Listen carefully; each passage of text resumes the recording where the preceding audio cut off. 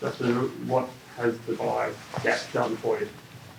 I think it's allowed players to get away and refresh. We gave them 5 days off at the start of last week. And they've come back with good energy. And a few of the guys who are a bit banged up have been able to rest their bodies and get some things done, which have helped them. So, it's a pretty energetic group out there now at the moment. Are you able to inform us who's the biggest beneficiary of that? Oh, not really. I think everyone from Fifey, who's had a big training block and a couple of games back, for him to reset. There's a number of players that have played every game that have the opportunity to have a bit of a spell now. So I think everyone would have got some benefit out of it. 5 days a little bit longer than the 4 days that you're required to. Is that a sign of the trust that you've got? Yeah, it's probably a bit of a reflection of the length of our break. Like some clubs Melbourne played Monday into Thursday, so they probably didn't have that luxury. Whereas we're Sunday, I think it's Sunday or Saturday into Saturday. So we full 2 weeks. Just allowed us to do that. We like to get our players back just before the weekend, and then have a hard training session over the weekend.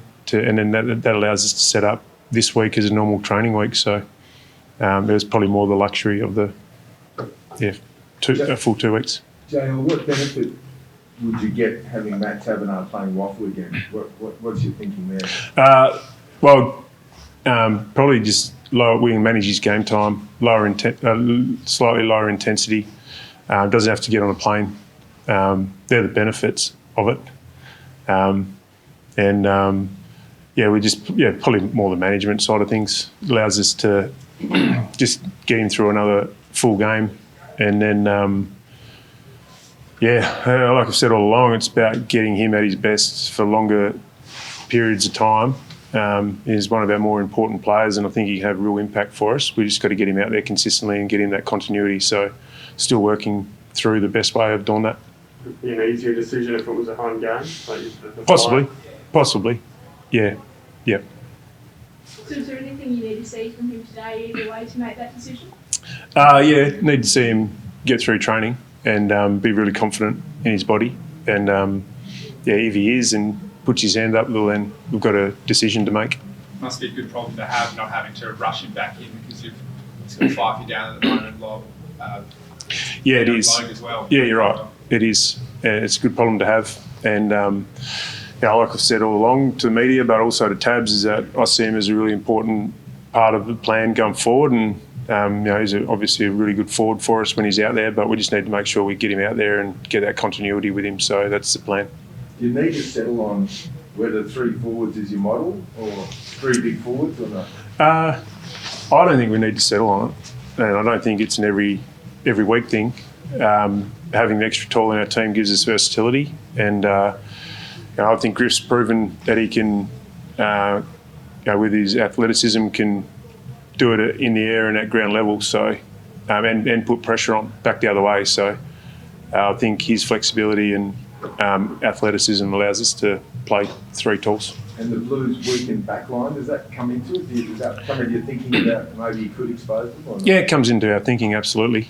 The other thing is we just need to be mindful that really it's the replacement for Wettering that they're struggling with their injury list, and probably Williams, GWS player. Yeah. But other than that, they're pretty settled down there, and they're still a pretty good back line, so we can't take them lightly.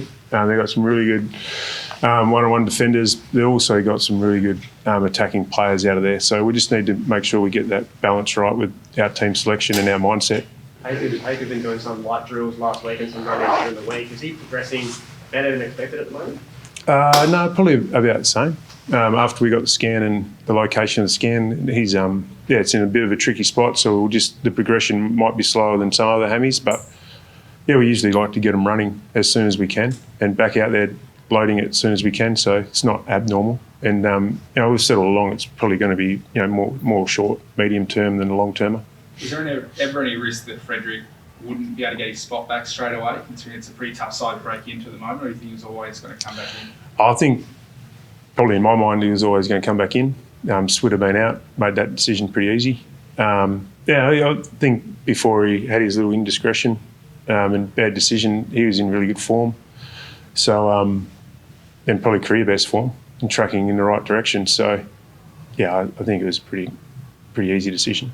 It's a pretty big task this week. Charlie Curnow, Aaron Pryor, pretty dangerous up forward. Pretty big role for the back line this week. Yeah, absolutely. There's a lot of good forward lines that I think, the other key to stopping Carlton is make sure we stop their supply. Their midfield's a very good midfield. They're a great contested ball team, one of the best in the comp, if not the best. So we need to help our backs out as much as we can by taking a bit of speed off the ball and making sure they can't pinpoint those kicks inside 50. Given how tight it is up the top, Justin, does this feel like a particularly high stakes type game for this time of year? No, not really. It just feels like we're playing a really good team on their home deck, and we'll prepare the same. I think if you try and build every game up, like you'd nearly build up every game of ours till the end of the year. So we don't want to. We just want to get our processes right and prepare like we would for any other game. You've spoken at times this year about COVID fatigue and the sort of protocols that players have been under. Is there any sense like those have been relaxed with the break, or are you still being pretty tight with it all? It's still been really diligent and making sure we've got the procedures in place for our players to report really well. So I think we're starting to get some immunity within the group, which sort of helps a little bit. We still need to be really diligent. Like it could cost us games if we lose 2 or 3 players. In 1 week. So we just need to make sure we be diligent without it becoming an onerous task, I suppose. The flu's been quite a problem over recent. It's affected West Coast last week as well. Is there been any problems here in Fremantle? There has. Been pretty fortunate that players have had it early in the week and they've been able to get up. But against Brisbane, we had 3 or 4 players that were really crook going into the game. So it was a really good effort by them to get up and play well. So it's almost, we need to be as diligent with that as what we are with COVID to some degree. Hey JL, what's the club's position on Luke Jackson? Obviously he hasn't re-signed and he hasn't made his mind up about his future. He's obviously a Fremantle boy. Yeah. When do you get asked about your opinion on whether he should be the guy to come or those conversations are always happening behind the scenes with a number of players. And it's not my job to talk about those sorts of things publicly. And I've probably done that in the past about certain players and regretted it straight away, because if the shoe was on the other foot, I wouldn't like opposition coaches talking about my players that way. So it's not really for me to publicly comment on. That's for Wolsey and Peter Bell to work out behind the scenes. And those meetings happen at every club all the time around a number of players. So I'll let them do their jobs. Do you get spoken to at some stage though about what you're? I'm involved on list management committee. Talk about our players constantly. Talk about players around the comp constantly, like every coach would, like every list management committee would. Yep. Just quickly, Fikey's role, is that going to look pretty similar this week? That kind of is a pretty even split. Yeah, we'll probably look to get his midfield minutes up as the season goes a little bit more. I was happy with his first up performance. He's clearly a little bit rusty, but he's done a fair bit of work over the break. And I expect his touch and all that, and his execution to step up a notch. But we'll continue to split his time. But I think his midfield time will go a little bit higher as the season unfolds. Just quickly, David Mundy looked like he probably needed the rest a little bit in that last game against Hawthorn. Is that by kind of giving him the chance to maybe play out the season without needing another week off?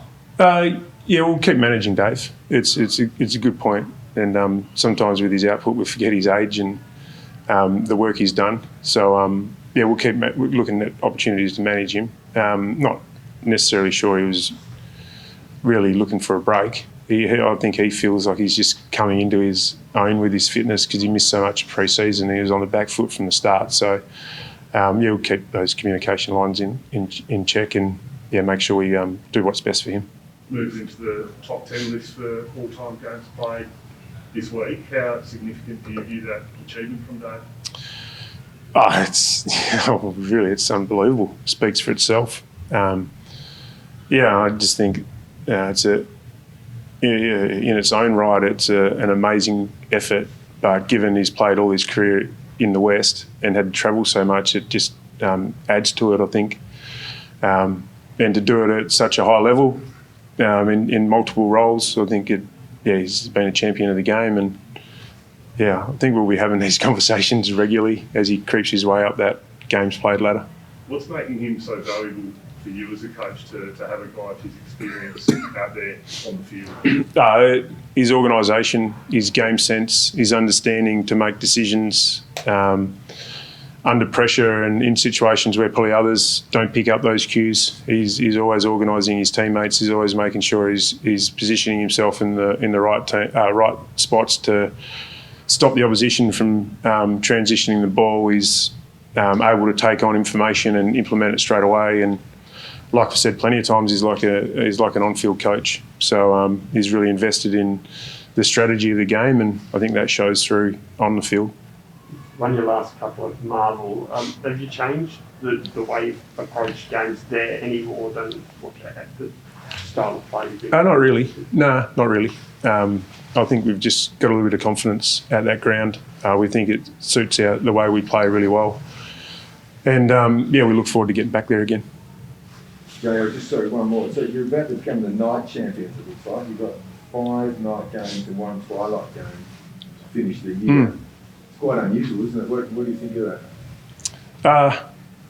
I don't really think of anything, to be honest, Barra, when it comes to fixturing. Change the way you train and stuff? We might do a few night sessions later in the season. And there's some things around timings that we need to make sure we educate our players around. But yeah, take each game as they come, and the fixture and whether we play Friday night, Saturday night, it's great for our fans, great for our club. But as a playing group, there's a ball out there with goals at each end, and we'll try and do the best we can against the opposition. I don't really get caught up in that too much. It is a feather in your cap, though, isn't it? You're going, prime time for 4 or 5 times. Yeah, I think it's a good opportunity for our players to get a sense of big build-ups and big games and the pressures around that. So, there's things we can gain from it, absolutely, as a footy team. I try not to get too caught up too far down the track as well. We've got a Saturday afternoon game that I'm worried about this week, and see if we can tick that one off first.